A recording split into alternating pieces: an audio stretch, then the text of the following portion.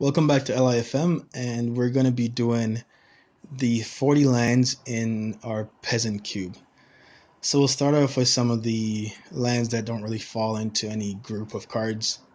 Stock and Stones, it's a man land, except this one doesn't turn back into just being a land. Dryad Arbor, another man land, doesn't turn back into, it's never just a land. Mishra's Factory, Manland, some would say the original Manland. If there's anyone who doesn't know what Mishra's Factory does, taps for a colorless, or you can pay 1 and it becomes a 2 of 2 assembly worker artifact creature until end of turn. It's still a land. If you have other assembly worker creatures, you can tap it to give them +1/+1 till end of turn. Halimar Depths, I like the card a lot. Comes into play tapped, but when it comes into play, you look at the top 3 cards of your library and you put them back in any order. Now, it's not Brainstorm, and you probably won't have many shuffle effects here. There are some lands that can shuffle, but for the most part, you will be drawing the same 3 cards. You just affect the order you draw them in. And of course, it taps for a blue mana. Colony Garden, which is from the same block as Halimar Depths. This one comes into play and it gives you a 0/1 plant creature token. Bajuka Bog comes into play. You choose a player, exile their graveyard. Desert taps for a colorless, and you can tap to do 1 damage to target attacking creature, and only activate this ability during the end of combat. Quicksand taps for a colorless as well. You can sacrifice Quicksand. Target attacking creature without flying gets -1/-2 until end of turn. Maze of Ith. Everyone should know this one. You tap it to untap target attacking creature, prevent all combat damage that would be dealt to and dealt by that creature this turn. And as for speaking of sack lands, so you have Terramorphic Expanse, Evolving Wilds. Now, Ghost Quarters, I don't think Ghost Quarters in here, so that's probably a land that could be put in here, but I'm not sure how much I want to be destroying lands in this cube, especially considering some of the lands that we have coming up. We have Rogue's Passage, also taps for a colorless, and you can pay 4 and tap it to make a creature unblockable this turn. V2 Ghazi, the City Tree, taps for a colorless, you can pay 4 and put a 1/1 green sapling creature token into play. Prov taps for a colorless, you can pay 6 and prevent all damage a source of your choice would deal this turn.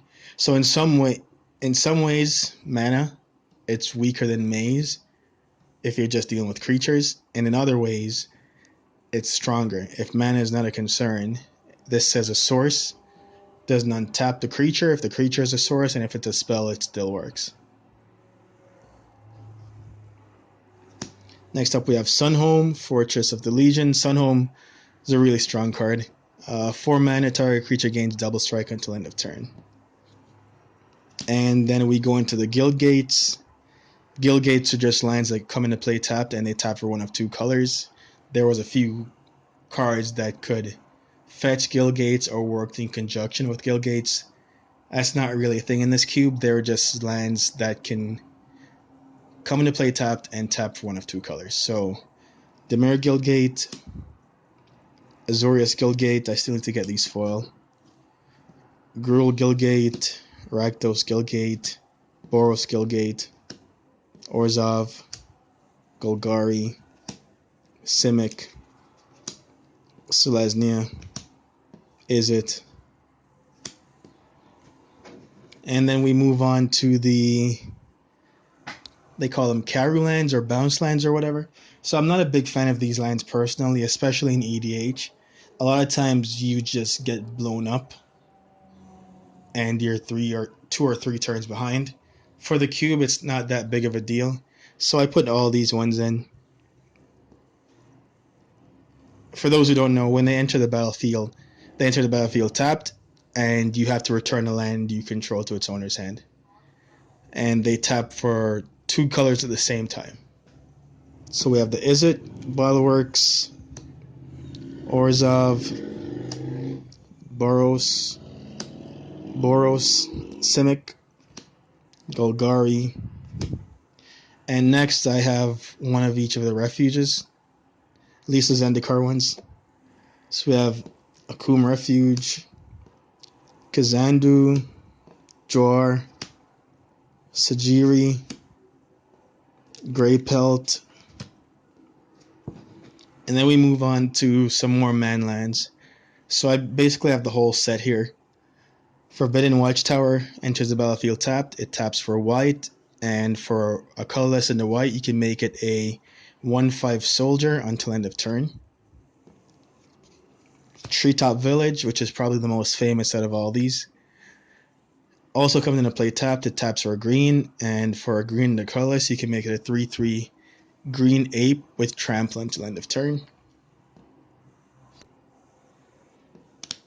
And next up we have Spawning Pool. For black and a colorless, it becomes a 1/1 black skeleton creature with pay a black to regenerate it until end of turn. And finally, we have 2 more, never mind.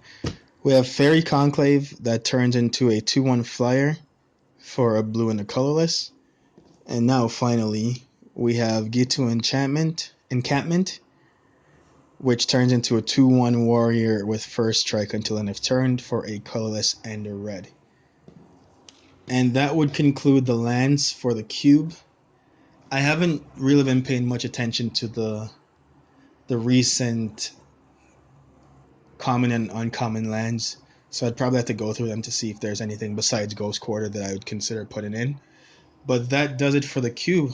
Let me know what you think of the land base. And again, if you like the video, like below, leave a comment, and thanks for watching.